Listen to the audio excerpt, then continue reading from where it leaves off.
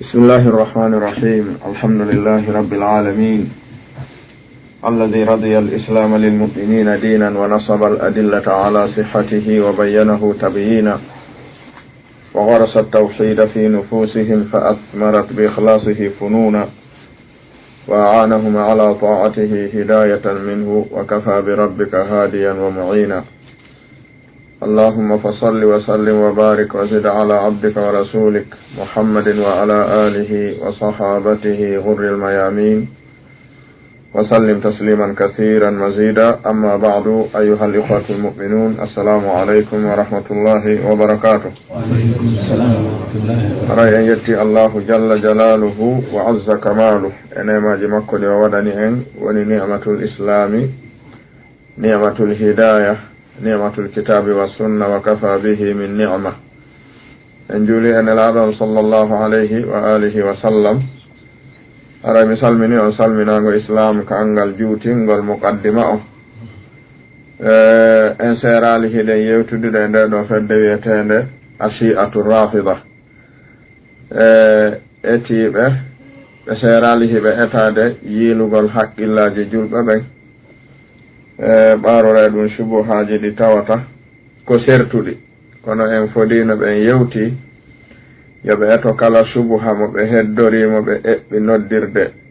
ɓe anda ɓen e laawol maɓɓe majjungol ngol yoɓe weeɓitu subuha o.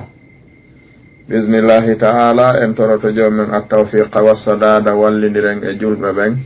haa ɓe falto ɗum ɗon kadi wata ɗum wonu pilicol ko ɓe majjinira. ko waɗi arrafida qawmun khawana,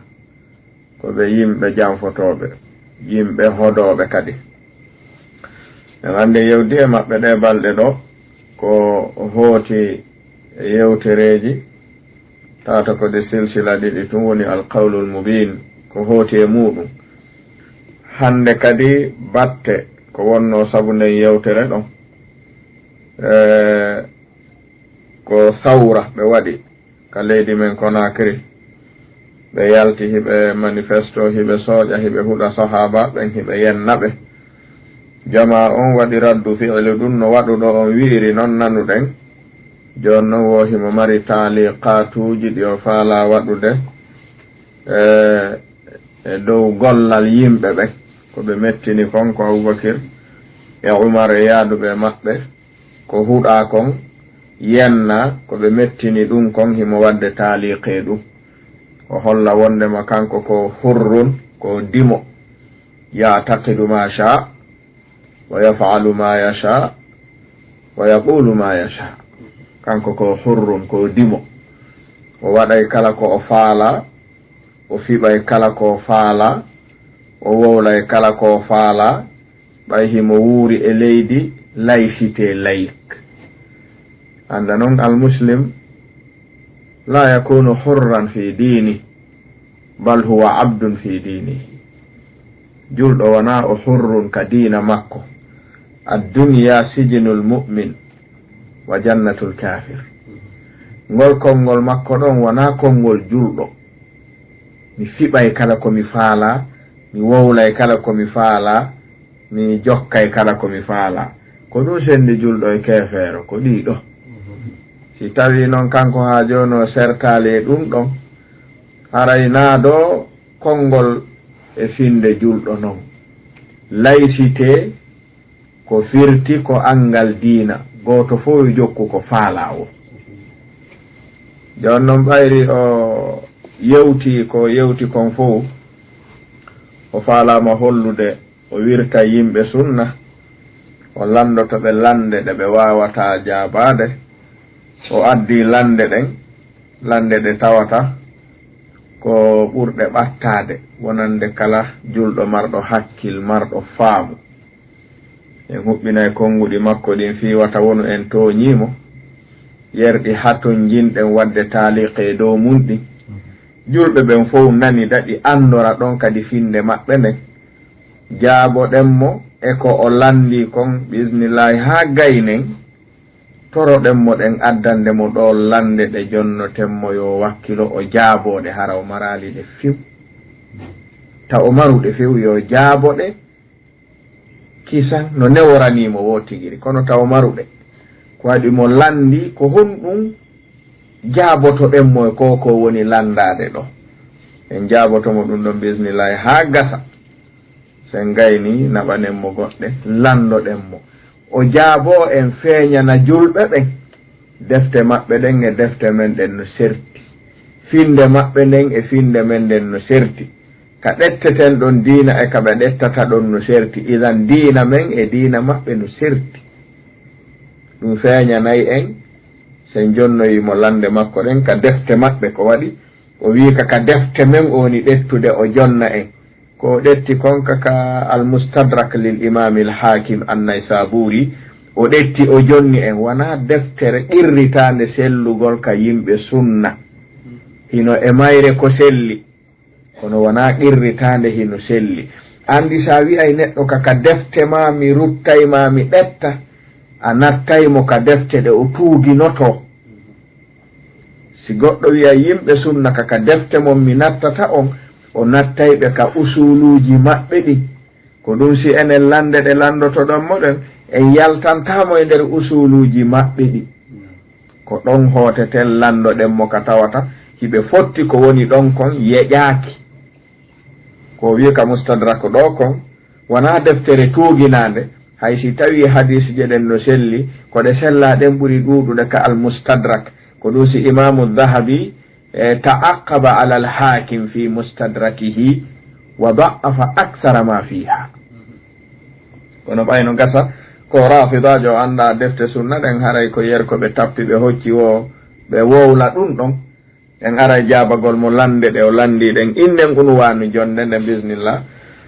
al ajwibati nayyira an as'ilati rafida woni ko lande ko jaabuyeji ɗi etoto ɗen yo hento hara o landitatako ko wowla kon o faamay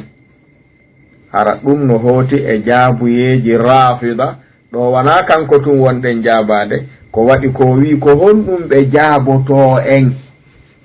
ko ɗum si wattuɗen damiron e maɓɓe ɓe fof so wino ko honɗum ɓe jaabotolan e wi'ayno arrafidi bismihi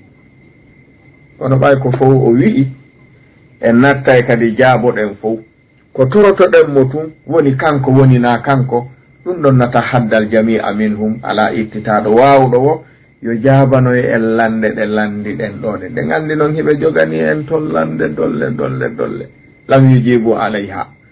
gila o hujjatul islami maɓɓe fuɗɗondirano mouhammadou ɓoyijo on no mari ton dolle lande ɗe o taaluno o tindiɗo ha o ronki andude ko wola o acciti goɗɗo maɓɓe ɗetti acciti ɗen ɓe wawata jabade ɗen yerɓe heddi e rafidoyakal ɗeɗo noon en yiɗa yoɓe maru ɗeɗo si ɗe yehi tun yoɓe etoɓe jaaboɗe haalan julɓe ɓe ndaara ko honno defte maɓɓe ɗen e diina maɓɓe kan yaari rafidajo on o faala wi'ude yo julɓe ɓen jarribor diina yimɓe sunna ɓen landagol ɓe ko honɗum woni darande maɓɓe kamɓe yimɓe sunna e mawɓe nelaɗo ɓen alayhi salatu wassalam woni yumma maɓɓe e baaba en maɓɓe woosi tawi yimɓe sunna jaabike ɗum ɗon julɓe ɓen anday ko honto ɓe jogiti nelaɗo ɗum ɗon yimɓe sunna ala ko wowlay ɗum si wona ko ari kon ka ɓuranay ka sunna kamɓe ɓe ala konngol e ɗum ɓe ala tadakhulu e ɗum kamɓe ko ɓe mari ko ɗum ɗo min wi'aka qur'an ko ɗum ɗo min wi'aka sunna ko waɗi islam tagaɗo wona ko neɗɗo jonnayo sendu islam wona neɗɗo accira peewal neɗɗo wona goɗɗo accira ko joomi men herori ɗum ko ɗum si leñol e enɗan jogodira e islam teddugol mawɗo on e teddugol ɓiɗɗo on jogodira e islam no woɗɗodiri buyi ɓattodirgol neɗɗo on e neɗɗo on jogodira e islamu gooto e maɓɓe ɓe garay noon waɗen am silaji ɗi tawata ko hayya hara en yiyayɗi ko waɗi wa bil misali yattadihu lmaqal enen mawɓe nelaɗo ɓen koɓe julɓe wona ɓe julɓe wona enen wowlata ɗum en suusa wolde ɗum ña enen jaaboto ɗum en suusa jaabade ɗum kono noon si joomi men wowli julɗo hulata yottinde ɗum si nelaɗo on maaki julɗo hulata yottinde ɗum kono julɗo suusa wowlude ɗum kañum ka joni noon ko ɗum ɗo faalteɗen yo julɓe ɓen fof taw faamu ko hunde nde joomi men heerori noon en fuɗɗoray noon ka woɗɗi aren haa ɓattoɗen fii yo laaɓan en taw wona enen jeyi ɗum wona annabajo jeyi ɗum wona nelaaɗo jeyi ɗum ɗum ɗo woni toɓɓere aranere nde o landi nden ko honɗum yimɓe sunna jaabotomo e ɗum jaabotoɓe ɗum yimɓe sunna no mari ko jaabo ɗum ko ari konka qur'an Ja'far ibne Abi Talibin ñande ɓe ferunoɓe yehi Habasha Najasi landinomo ko honɗum nelaɗo mon on woni wiide e Isa o wi minen dey nelaɗo amen ko woni wiide e Isa koko tippi e nelaɗo on ko halas la ziyadata fihi ɓeydata annahu abdullahi wa rasulu ko ɗum jomen tippini ka qur'an kaɓe mbaɗa ko olen ɓuuri ko tippina ko en ala ko olen ɓuuri ɗum ɗum woni landal aranal ngal rafidijo on landi o wimo faala jaabede maggal landal ɗimmal ngal o naati ka almustadrak lil imami alhakim tawi himo faala ɗaɓɓude tabarrur ko karamokoɓe balaga wiyata kon tabarrur ɗaɓɓugol ka ɓaaroro waɗa ko faala fiyoɓe heɓu damal kaɓe ɓaaroro newnanede ɓe huɗugol sahabaɓe ɓen hollugol sahabaɓe ɓen huɗidiri awa sellanayi en enen kadi ka huɗenɓe kono noon kamɓe on ɓe ala huɗidirde wondude ɗum sahabaɓen waɗali ko ɓe waɗali kamɓe sahabaɓen waɗano ko ɓe ala waɗude kono kamɓe ɓe ala huɗidirde siko bakkatu ɓe faala wi'ude sahabaɓe ɓen waɗi jom bakkatu no hande huɗede kamɓe wona ɓe laaɓuɓe bakkatu hiɓe waɗude bakkatuji kono ɗin ɗon waɗɗinali yoɓe huɗidir sabu ɗin ko ɗum ɓe accani hoore maɓɓe ɓe jokki feƴƴuɓe ɓe ɗum en jaabotomo ɗum hara kono laaɓiri hakkunde yumma men Aisha e Amru ibnu al-As ɗum hino ari kal mustadrak lil imami al-hakim ala sahihayni ko wano noon hakkunde Umar ibn al-Khattab radiyallahu anhu e Abi Hurayra on ande yewti ko neeɓi rafida ɓe taƴay jadde ɗen ka defte yimɓe sunna ɓe jangata si a ala defte ɗe ɓe dallinortoɗen a taway kamɓe ko ɓe hawana ko ɓe kadaba ɓe fenay ɓe janfoto ɓe naatay e konngol nde ñannen tun en yi ɗum ka almusannaf libni abi shayba en yi ko wowli ɗon kon tawi himo taƴi hunde nden e feccere ko heddi ko laɓɓinta kon fof o jaɓali addude ɗum o addi huntere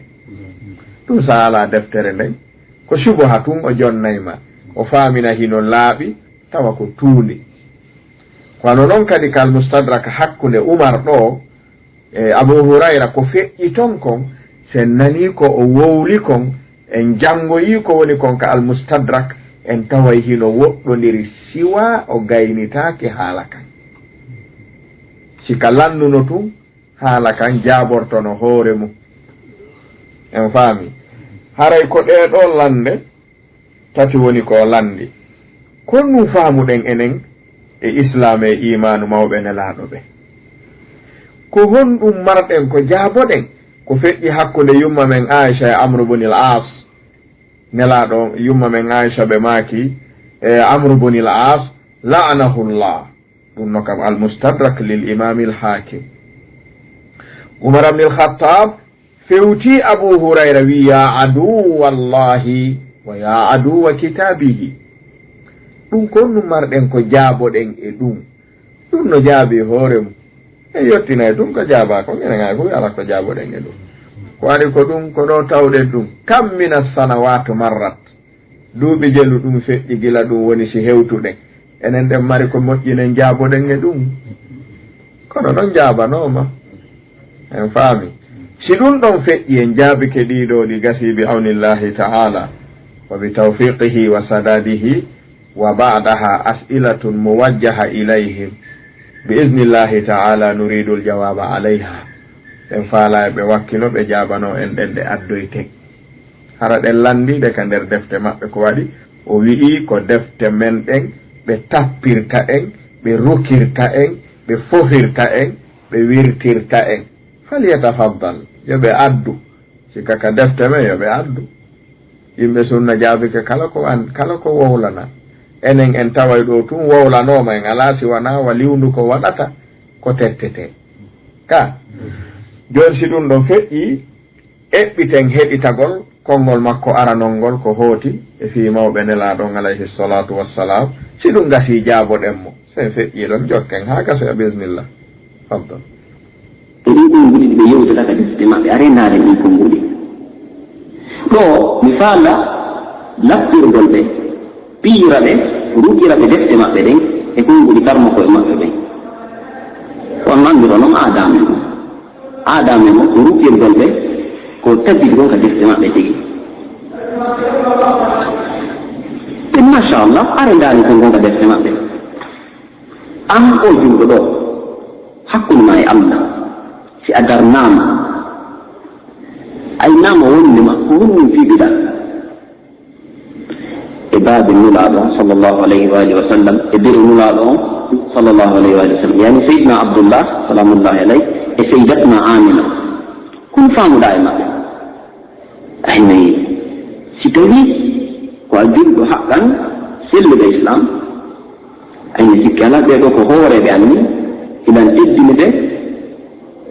dal ko tawaɓe o hoore ɓen ka aljanna hada la shakka wala rayba si a nani no mbimi goɗɗo no heefirɗina ɓeɗone yani o daro ñalorma pettan ɗon no wondema baabe nulaɗo ko heeferaɓe waliyadu billah biro nulaɗo ko heeferaɓe waliyadu billahi taala naam aray en nani landa rafidaje on aranangal koko hooti e islam e iman abaway nabi sallllahu alayhi wa alihi wa sallam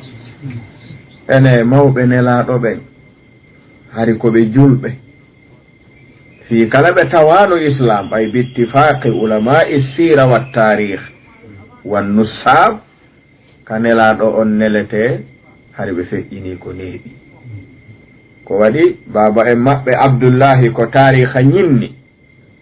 feƴƴinno tawi nelaɗo jibinaka hiɓe sowa yumma maɓɓe amina feƴƴin tawi hiɓe telen hakkunde duuɓi nayi duuɓi jeego ko ɓe nela hari ɓe jogii duuɓi 50 ɗum woɗɗoniri ka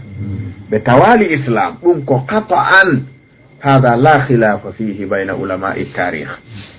ka nelaɗo on nelete hari baba en maɓɓe feƴƴini yumma maɓɓe feƴƴini soro maɓɓe abdoul muttalib feƴƴini ɗum ɗo la khilafa fihi bayna ulamai tarikh ɗum ɗon no tabiti joni noon landal ngal ene yimɓe ahlul fatra ɓe tawata nelaɗo on ka nelete hari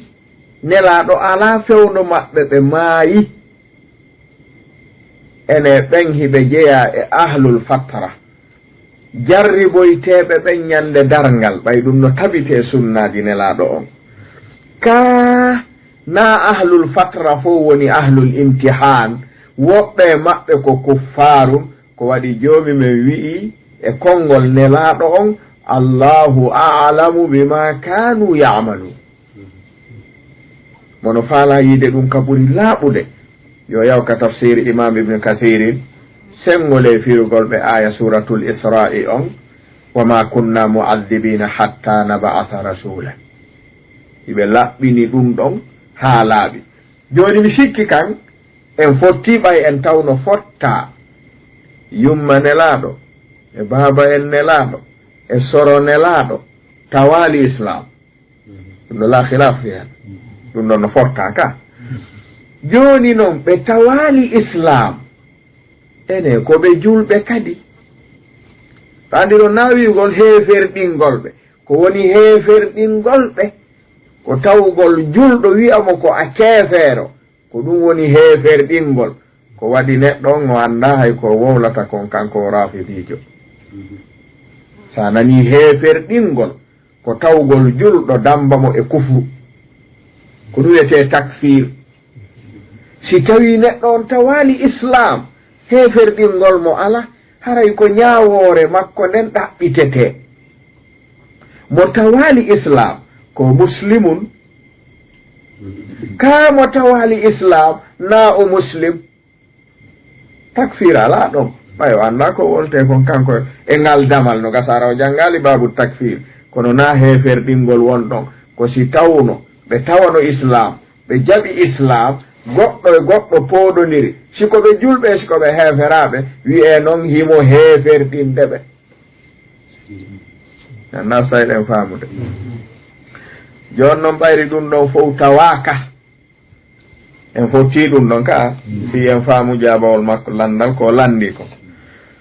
hino fotta kadi ɓaawo nde fotta ɓeeɗa taw tato tawaka islam hino fotta kadi bappa maɓɓe ne'uɓe ɓe ɓen wiyeteɗo abou talibu on baba en ali bittifaqi ulamai sira wa tarikh wan nussab ɓe fotti on ɗon tawama islam o ka on ɗon o tawano nelal nelaɗo ngal nelaɗo ka nela hari abou talibu no wuuri nelaɗo wuuri di abou talib ka islam ko yahata duuɓi juutuɗi telen duuɓi 5 ha duuɓi 6 ha duuɓi 7 ɓay ko hitande amul husni abou talib feƴƴini ko nden hitande yumma men khadija feƴƴini hitande nden jamma amul husni andi ɗo la chaque ɗo kadi lurral ala abou talib tawama islam ɗo en faala yewtirde hakkil e bindi ɓay ko ɗum o faala yen yewtir wo wona piiro e hoyre ɓannen tun haqqillaji ɗin e fondoji ɗin en faala addude ka fotta ton non aren ka lurra ton fi sen lurroyi to heɓen ka arten fotten en fotti ɓeeɗa tato tawaka islam islam artay ɓe feƴƴi joni ko honɗum ɓe ñawete yeeso ɗon en habbitoray sahibu sharia o abou talibi tawama islam ɗum no fotta ene abou talibu jaɓuno islamu taw si ɗum no lurra ko ɗon kadi woni haala ka abou talibi tawama islamu on bal o dogidi e nelaɗo e islamu on bal o wallitike nelaɗo wata ayɓe ɓen yanu e nelaɗo on kono ko himayatan lirrahimi la himayatan liddin ko renugol enɗan ɗan ɓiɗɗo miñan an on mo baba en an wasiyilan on koye on bange abou talibi dari wi'i lan yasilu ilayka bi jam'ihin hatta uwassada fi turabi dafinan ko ɗum o yimanno nelaɗo o wiya muhammad ɓe yottata koye maɗa ɓe waɗa e maɗa ko boni yermiɗo wuuri ha mi awlogo ñaamo an ka nder kaburu andi ko darori ko joni noon julɓe ɓen fop si tawi hino woodi lundiɓe ɗum ɗo ko woni arde ɗo ko rafidatu ɓe julɓe ɓen fof ko ɗum si khilafu maɓɓe la yu'tabar wala yultafatu ilay karamokoɓe firtoɓe qur'ana ɓen fop hino fotti imamul juzi no filli on ijma wondema aya arɗon e suratul qasas innaka la tahdi man ahbabta hada alkhitab muwajjahun ila rasul alayhi salatu wassalam annelaɗo faamudey a wawata fewnude jaɓina man ahbabta on mo faalaɗa fewnugol imma on mo yiɗuɗa fewnugol ma on mo yiɗuɗa ka enɗam ma yo feewu firoji ɗin ɗiɗi noon jomme wi nelaɗo na ko ɓe wawata waɗude walakin ko harfu istidrakin yufsidu ma qablahu wa yusbitu ma ba'dahu innaka la tahdi man ahbabta walakinna allaha ko woni tun allahu on ko kanko woni yahdi mono fewna man yasha'u on mo haaji fewnude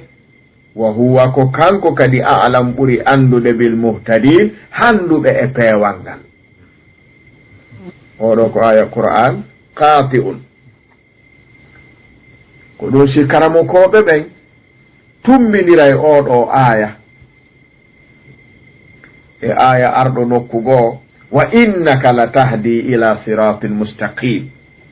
e ka jomme wi innaka la tahdi man ahbabta walakinna allaha yahdi man yasha ɓe wi alhidaya hidayatani hidayatul irshadi wal bayani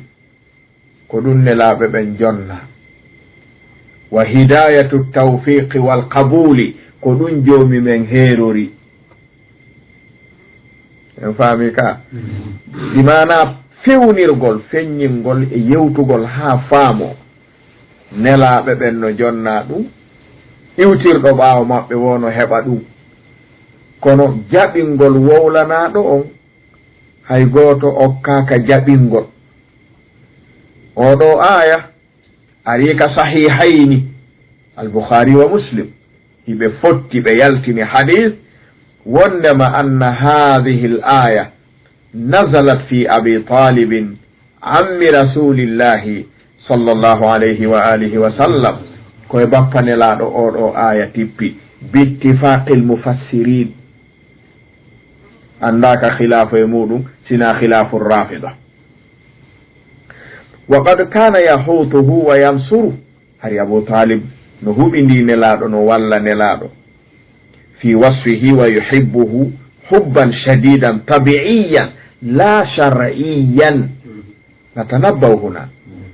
kana yuhibbu rasulallahi hubban tabi'iyan la hubban shar'iyan walau kana hubban shar'iyan lattaba'ahu fi dini hari ko giggol enɗan giggol siɗɗoyagal ɓe yiɗuno o yiɗuno nelaɗo wona giggol sharia on e diina kan falamma hadaratuhu lwafatu nde mayde noon fewnditani Abu Talib wa hana ajaluhu la jangal timmi da'ahu rasulullah nelaɗon dari e noddugol mo ila al imani waddukhuli fi l islam nelaɗon dari yo gonɗi yo naatu islam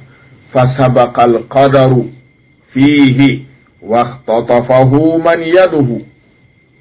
fastamarra ala ma kana alayhi min al kufri walillahi al hikmatu tamma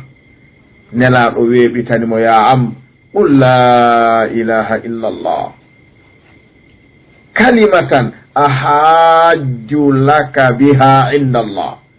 wowlugol ɗo konngol si a maayi mi ɗettoyangol mi tefirane ka joomi me en daɗa yiite naata aljanna Abu Talib wi ya Muhammad sinno wanano kulol wata arabuɓe ɓen aybiniran ko mayde nden mi huli ha mi jaɓi diina ma kan mi jaɓayno ka kono mi yiɗa aybinirede hulugol reedu o yuɓɓigimol ɗo wi walawla makhafatu masabbatin wa hidarin la wajadtani samhan bidhaka mubinan sinno wanano kulol wata ɓe aybinan ɓe innami ɗo huli reedu ko mayde nden mi huli no gasa yiltaylan ko ɗum mi jaɓani islamu o mi jaɓayno kono noon mi yiɗa ɗum accu mi maaya e dow ko mi wonno ko amutu ala millati abdilmuttalib idan hal abdulmuttalib kana ala l islami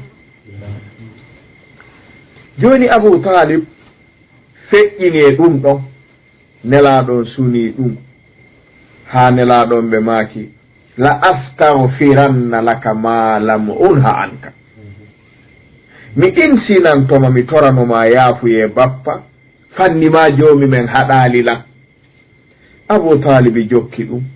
jokki ɗum ha jomi men tippini ma kana linnabiyyi walladina amanu an yastaghfiru lilmushrikina walaw kanu uli qurba min ba'di ma tabayyana lahum annahum ashabul jahim. باتفاق المفسرين هذه الآية نزلت في حق أبي طالب كدي جوني دو تواɗo on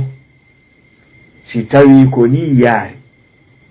ɓe tawano ka ɓen ɗawawi ɓe hottanade tawaɗo islamu o gerda ha tawi ko ni sakkitorta ene ɓe tawano ka ɓen ko an wi'ata ɓen ɓe jaɓi ma ɓe jaɓayno ko rafida faala wadde ɗum ko ɗum si ɓe faalawoyo en jaabo enen en jaabata ko ɗum ko woni en jaaboto ko joomi men wowli kon si ɓe yeddi ɗum ɓe ara ɓe jaabo ko wowluɗen ɗo kon si ɓe fennay ɓe fenna ɗum aya kasasi on koye Abu Talib tippi o holli nelaɗo no yiɗuno yo feewu kono ɓe foolano o feewano aya wonɗo suratul tawba on holli joomi men haɗi nelaɗo e insinanomo fii kala ko siɗɗo hiɓɓiɗo ka joomi men siɗɗo yaagal ɓannata ton neɗɗo joni noon rafida ari sakki ɗum darti ɗum fali ɗum wi wawata wonude mawɗo nelaɗo annabajo wawata wonde keefeero wawata naatude yiite jahannama wawata wonde jaɓani islam woɗum ko naqsun fi haqqi nabi woɗum ko ɗuytare haqqe annabajo on yo noddu yimɓe ɓen nooto mawɓe makko ɓen hara jokkali ɗum ko kamɓe konti ɗum ko naqsun ko waɗi sen jokki ayeje wonde arde ɗo ɗen no yimɓe sunna jaabori rafida noon wondema joomi me en tabaraka wa ta'ala hino jeeya mo joomi men wi wattabi' millata ibrahima hanifan annabi ibrahima no mari martaba ka hewtiyo ɓe wonu qudwatan li rasulillah jokku ka wattabi' millata ibrahima hanifan wama kana min almushrikin inna ibrahima kana ummatan la nizaa fi hadha ene joomi men hollali en ka deftere makko atto nelaɗo on arde wondema annabi ibrahima e baba en mum gerduno fi islamu on ha o maayi e dow kufru on ɗum arali ka qur'an ɗum ari fa id qala ibrahimu li abihi azara atattakhidhu asnaman aliha inni araka wa qaumaka fi dalalin mubin ɗo ko nassun sari inni araka wa qaumaka fi dalalin mubinin koye majjere wonɗo bal ya abati lima ta'budu ma la yasma'u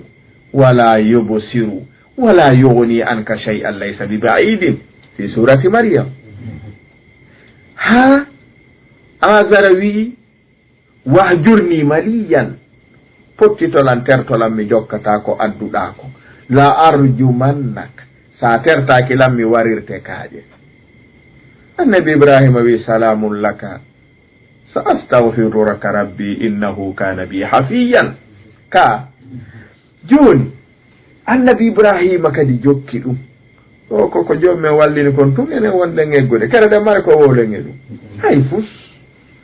annabi ibrahima jokkiri noon yastaghfiru li abihi joomi men wi wama kana istighfaru ibrahima li abihi illa an maw'idatin wa'adaha iyahu falamma tabayyana lahu annahu aduwwun lillahi tabarra'a minhu ɗo no mari firo ɗiɗi baben annabi ibrahima jaɓuno islamu ka qur'ana ɗo ɓayna hadis ni sakkona konngol no jokkimu ko rafida tun sikkiti qur'ana julɓe ɓen fof no fotti qur'ana no selli ka mi sikki ko aya qur'ana wi ɗo annabi ibrahima toranino baba en mum yaafuye insinani baba en mum yaafuye haa feeñani annabi ibrahima wondema annahu aduwun lillah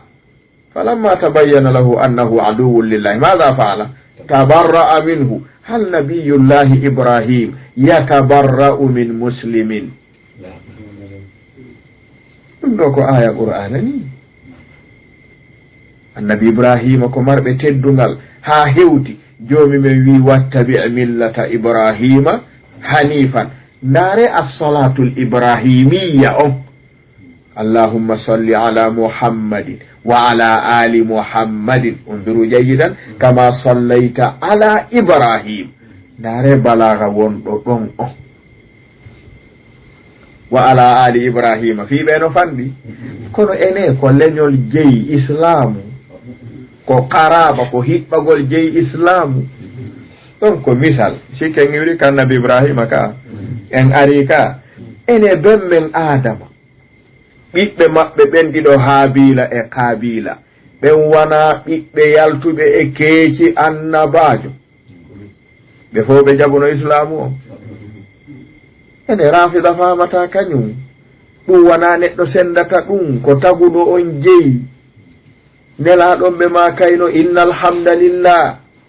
nahmaduhu wa nasta'inuhu wa nastaghfiru wa na'udhu billahi min shururi anfusina wa min sayyi'ati a'malina istami'u jayidan man yahdihillahu fala mudilla lahu wa man yudlil fala hadiya lahu neɗɗo no mari jungo ɗo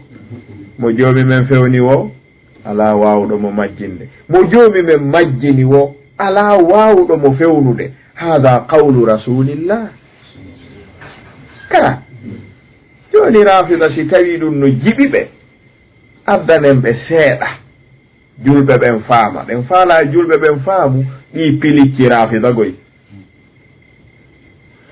ara nun ɗum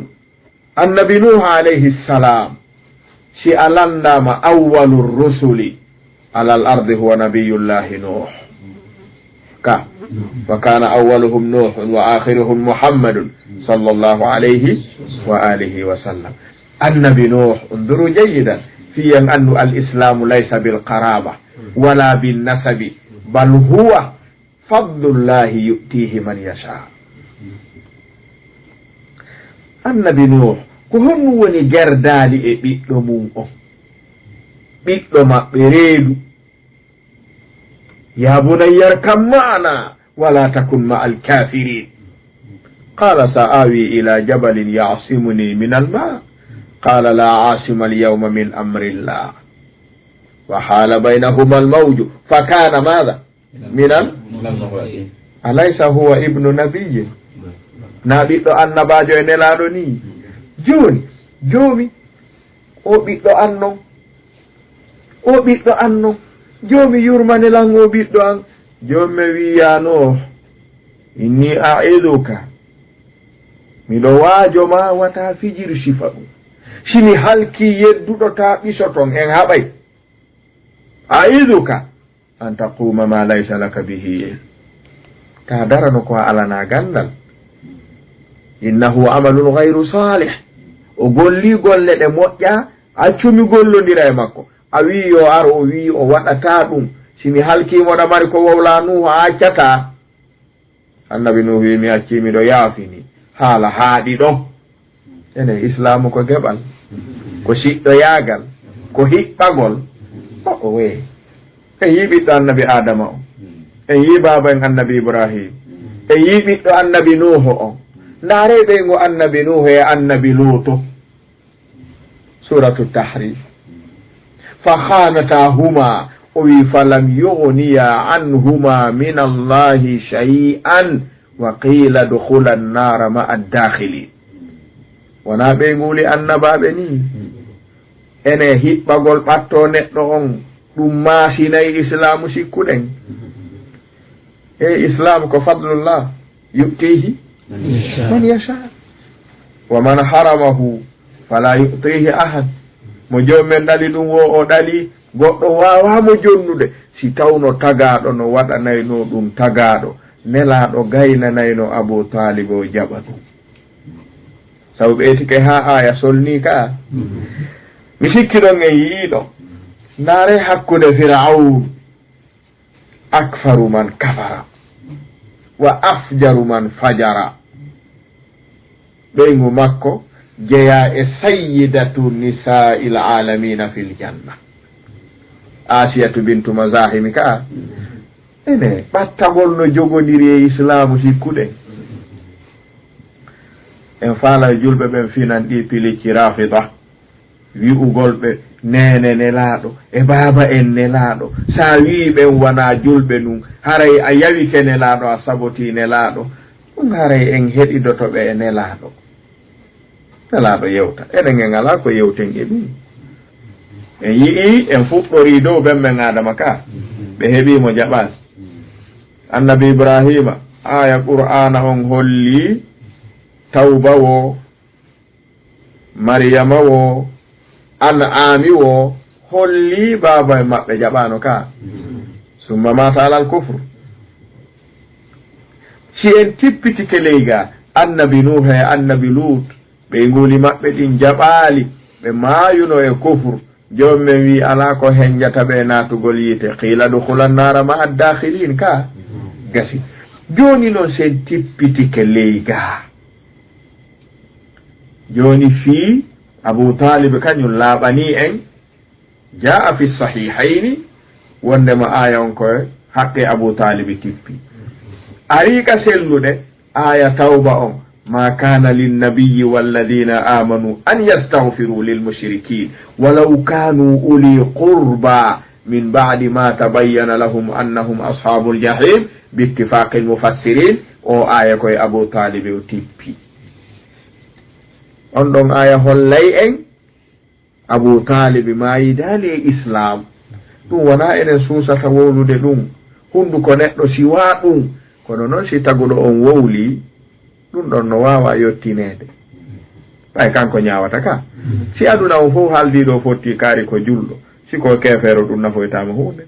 si aduna on fof fottiɗo kaari ko kefeero siko julɗo ka joomi men lorroytama hunde hay so lorra emo aduna ɗo lorroytamo lakara bus ka hikkiti ɗon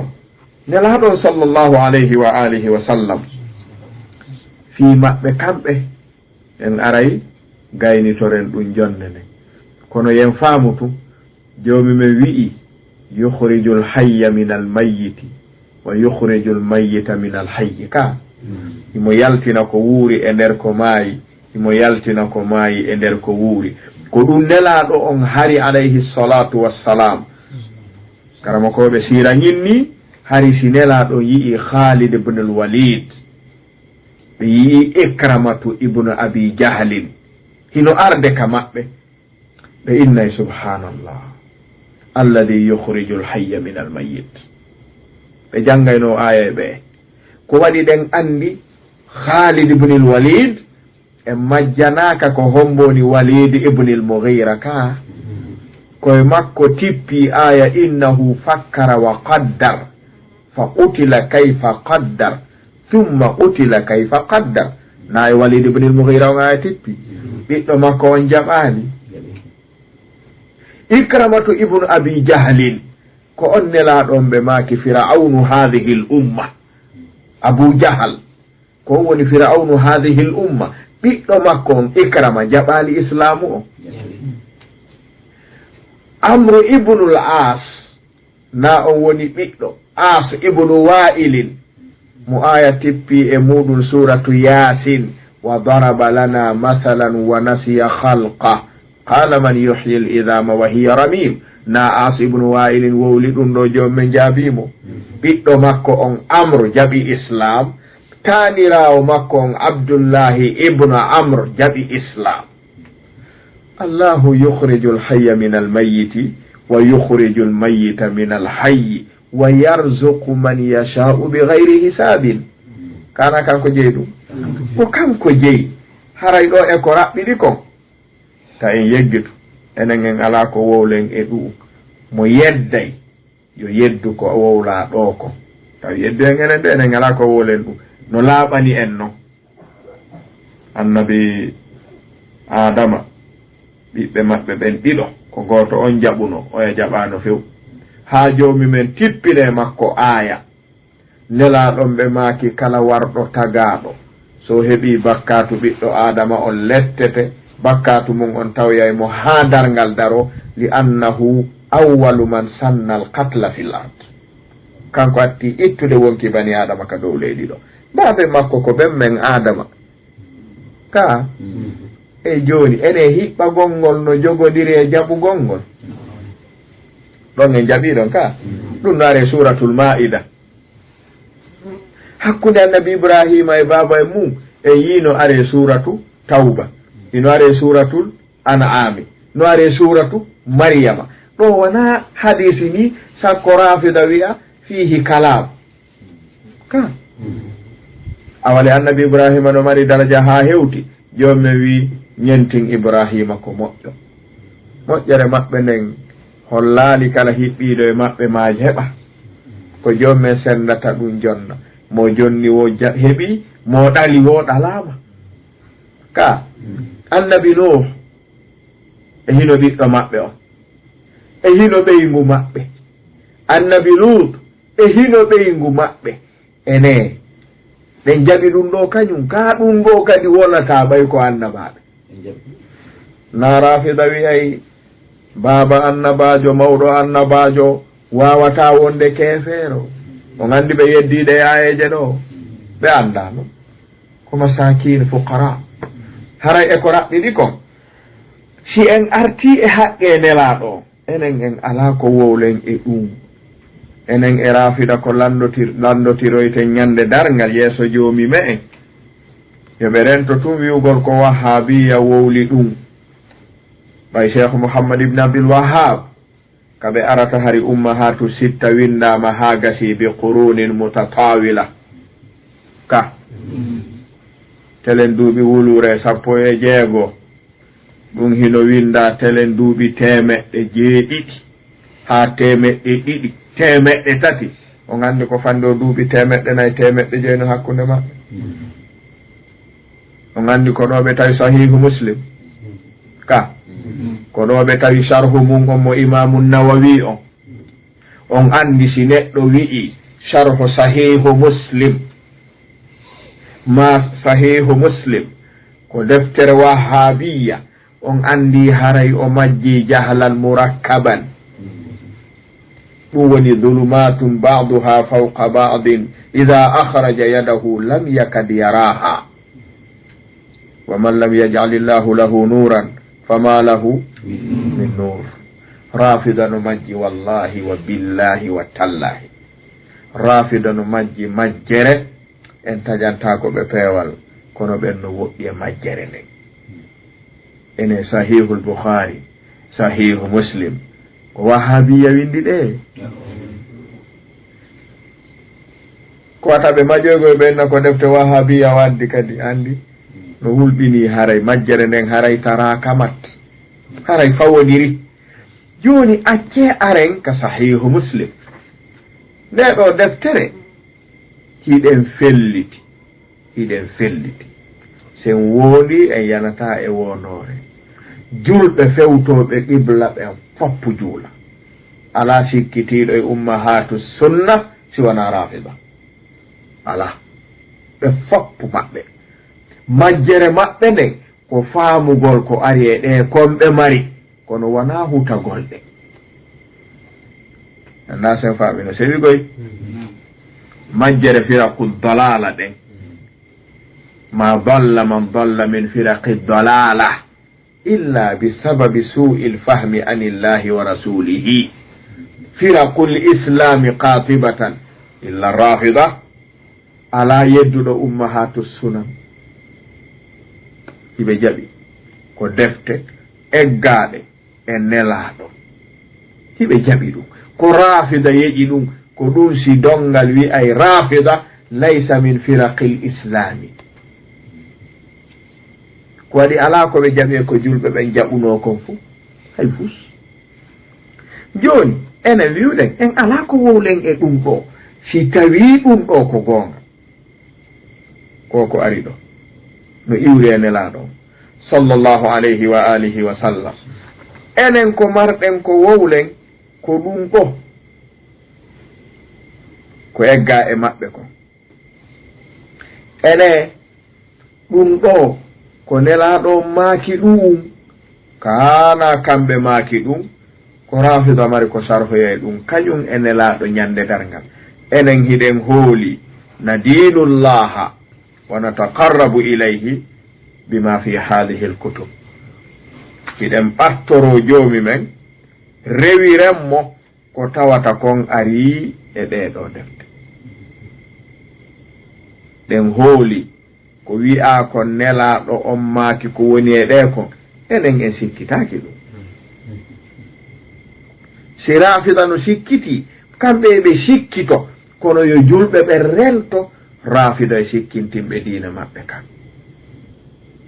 yo julɓe ɓe rento ampagol ɓaawo rafida siika yoɓe finan ɗum yoɓe wattan hakkille e ɗum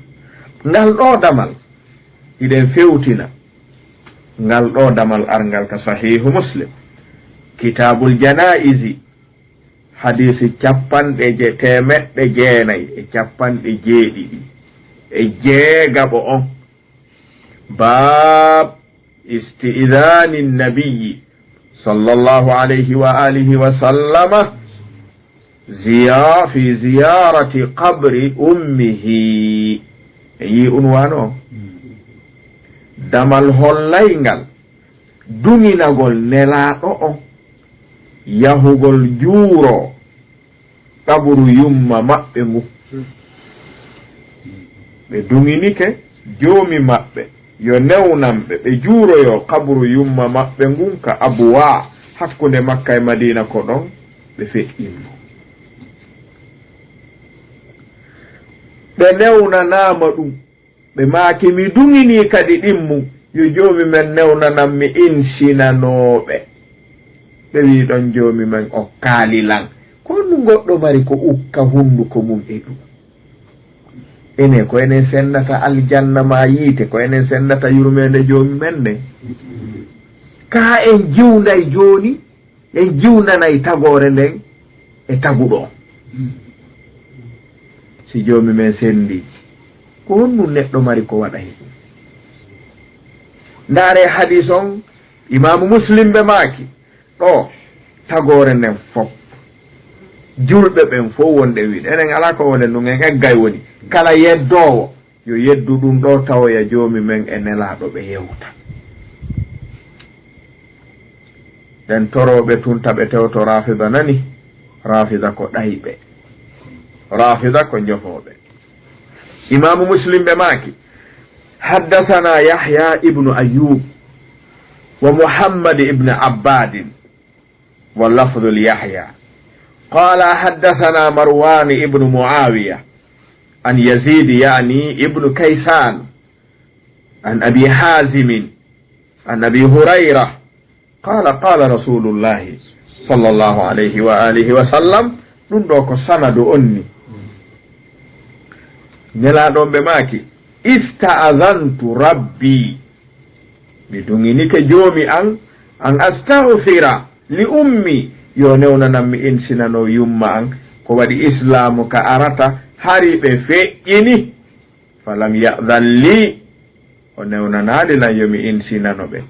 wasta'azantuhu mi duŋini joomi me en an azura kabraha yo newnanan mi yaha mi juuroyo kaburu maɓɓe ngun kañum fa adina li o newnanin mi juuragol kaburu ngun o haɗin mi toranagol surraɓe ton ɓen ɗum ɗo ko rawahu muslim fi sahihihi mo sikkitoto wata dambuɗum e wahabiya de na ɗum ara o majji yo dambuɗum e imamu muslim so fennay o fenna muslim so yedday o yedda imamu muslim muhammad ibne abdulwahab hari siwa en faamude moƴƴa hadisi hikkuɗo ɗon on daroɗen ɗo wo haddasana abou bacrin ibne abi shayba hada min shuyukhi imami muslim wowa zuhayru ibnu harbin qala ɓeɗo ɗiɗo haddasana ɓe wi muhammad ibnu ubaydin an yazid ibnu kaysan عن أبي حازم عن أبي هريرة قال زار النبي نلادون جوريك صلى الله عليه وآله وسلم قبر أمه قبر يم مأبه بجوري كنغو فبكى بولي وأبكى بولي لكدي من حوله بون بتاكو مأبه فو ولي سبكو بولي كن ولي نو نلادو فقال بماكي دون عندي كن ولي نمي صحابة بوي من أندا بماكي استأذنت ربي بدوني كجومي أيو نوننا في أن أستغفر لها نمي إنسنان تو يوم فلم يؤذن لي من نوننا كأمدون ene jomi men haɗali nelaɗo insinanagol Abu Talibi tawaɗo islamu on ɓay o jaɓali ka feƴƴali ɗum ɓe maki wasta'azantuhu mi dungini ke jomi an non fi an azura qabraha nde mi juroto qabru yumma angu fa adina li o newnanilan juura gongol o haɗinmi insina gongol ɓe maki fazurul qubura juuroye kaburuji ɗin nani fa innaha tudhakkiru lmauta andintinay on mayde nden e laaka wallahi alladi la ilaha gayruhu wahabiya wowlaali ɗum ɓe ɓeynata ko wahabiya ɓen fo wowlaali ɗum ɓen ko ɗo tawi ɗum si tawi rafida yedday yoɓe yeddu sahiha muslimu on jumlatan si julɓe ɓen noon wattali hakkil rafida jofinayɓe hutinaɓe koɓe hoolino koɓe rewirta joomi maɓɓe kon hada fi sahihi muslimin min asahi lkutubi inda ahli sunnati waljamaa ene julɗo no mari ka fawaɗo konngol diina kam fof wona sanade hendorɗen ka hono hendorɗen islam illa bi sanad ko ɗum si tawi allama abilqasim صاحب تفسير القاسم المسمى محاسن التأويل للعلامة القاسمي نارن تفسير ما بأن دو نارن كدارو دي والله أنا على كولن يدو إن سوسا كده ولد غبون إدون يأسي لابون نترميد يجوفون بطو ka si fottama sodama koye makkum fokkita ka enen ɗen mari ko wowlen fi mawɓe nelaɗo on enen hunduko men no hewti ɗum enen taguɗo on noon si wowli kanka ɗo suusa si nelaɗo on yewti kamɓe kadi ɓe suusa si ɓe yewti en suusata yottinde harayi kon ɗum marɗen ga ɓuuri yottingo e koye liwndu tun e ɗum yo julɓe ɓen tow faamu foppuɗo kaka deftere maɓɓe nde ɓe faami no selli nde ɓe woni ɗettude diina maɓɓe nder mum ɗum ɗo ari en jangi damal ngal en yewti mujalladu on en yewti safha on en yewti raqmul hadith on en jangi sanadu on ɗen wawi ɓuri ɗum ɗo mo yedday ɗum ɗo yo yeddu tawoya yewtuɗo on julde men nden noon koye ɗe ɗettuɗen korka men on koye ɗe ɗettuɗen zakka men on koye ɗe ɗettuɗen hajju men ngun koye o ɗettuɗen iidi men koye ɗe ɗettuɗen sen yeddi goɗɗum goo ton aya wiwɗo afa tuminuna bi badi lkitabi wa takfuruna bi badin jokkay en faami ka ko ɗo si allama alqasimi ɓe maaki ka tafsir surati l an'am وإذ قال إبراهيم لأبيه آزر أتتخذ أصناما آلهة إني أراك وقومك في ضلال مبين علامة القاسمي بماكي ففي هذه الآية حجة على الشيعة الله أكبر فهموا تفسير القاسمي ولمحاسن التعويل وفي هذه الآية حجة على الشيعة ono ko hujja e dow shi'a fi za'mihim ka aaƴa golɓe fena wi'a annahu lam yakun ahadun min aba'i l anbiya'i kafiran en faamude ko rafida wi'i ala mawɗo annabajo wonɗo kefeero wawata wonde annay kamɓe sendata islamu on oɗo aya fenniɓe ka wa anna azara amma ibrahim rafida soɓugol haqqille maɓɓe ɗen nde ɓe yeddi aya on ɓe wi hey baba annabajo wata wonde kefeero ɓe landa ko no wiwɗon wayde qala ibrahimu li abihi azara ɓe waɗi pat tawi ala ko ɓe jaabo ɓe wi azara ko bappa makko wallah wo azara ko bappa ibrahim mode mo yani ronkata a sortankoyde ɗum no jeeya ko piitirte ko ka sinnama tippiro a welsindike ɓe sorti koyɗen haray ɗum konta no konti o yii wo wondema azara ko ammu ibrahim wo la abuhu ala ma basatuhu arrazi ha huna ɓe maki salisan o yii ɗo wa misluhu la yujzam bihi min gayri naklin e yii oɗo aya ko hujjatun ala shi'ati rafida tawgol ɓe wi'ay mawɗo annabajo wawata wonde kefeero mi sikki ɗum ɗon tabitiri bil qur'ani ka tabitiri bis sunna ka o gandi konngol goɗɗo natali ɗo ka mo jaɓay ko ɗum ɗon woni jaɓude mo yedday kadi ko ɗum ɗon woni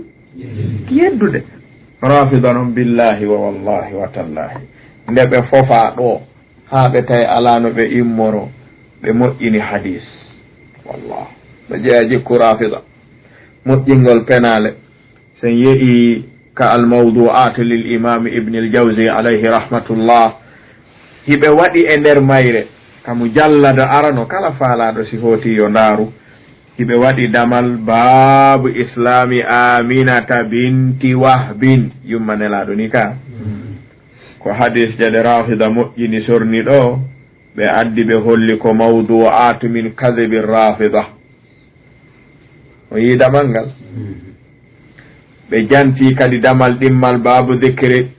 e abihi wa ammihi abi talib rafida wi baben nelaɗo e bappa maɓɓe fof jaɓuno islam ndaare aya mo ɓe teeɗi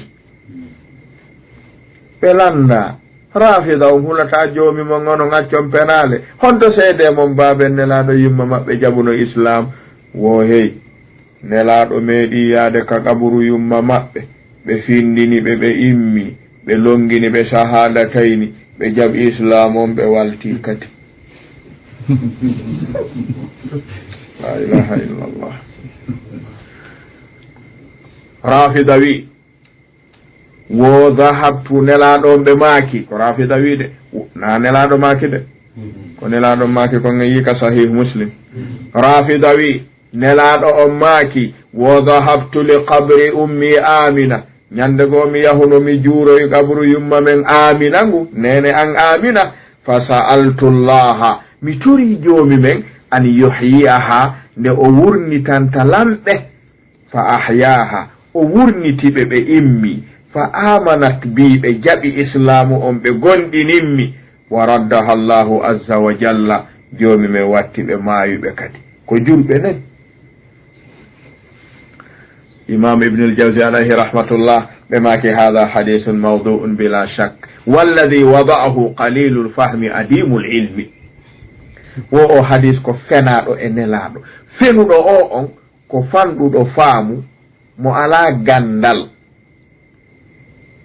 ko waɗi id law kana lahu ilmun fenunoɗo o hadis on sino janguno ko fandi wo la alima anna man mata kafiran la yanfa'uhu an yu'mina ba'da ar-raja'a mo maayi ko kefeero si artiti gonɗina nafata joomi men kadi wi'i mo maayi ko laakara immoyto summa innakum yawma al-qiyamati tub'athu en yi'i haray ɗo fayda en yiɗata naadude enen konnguɗi men e ɗum ko waɗi konnguni men siwa hewtugol yewtugol fi mawɓe nelaɗo ɓe ɗum wona konngol men enen si wona no rafida ñappirta ɗe penale mum ni e sifa ɗi subohaji faale majjinde julɓe ɓen ɓe yiɗata natude sifa ɗo ko waɗi na haala men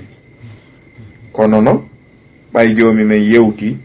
rafida wi ɓe landi ko ɗum jaaboto ɗemɓe ino ɗo ko jaaboto ɗemɓe kon ko ɗum joomi men yewti ko ɗum ɗo nelaɗo on maaki karamo ko ɓe holli penale rafida hadis je ɗe ɓe moƴƴini ɓe wallini ɗen o hadis mawdu mo yehi ka allala il masnu'a fi l ahadith l mawdua o tawaymo ton imamu suyuti no waɗinde mujalladu 4 fenaɗe rafida ɗen tum fayda won ton e ka tanzihu sharia hinomo ton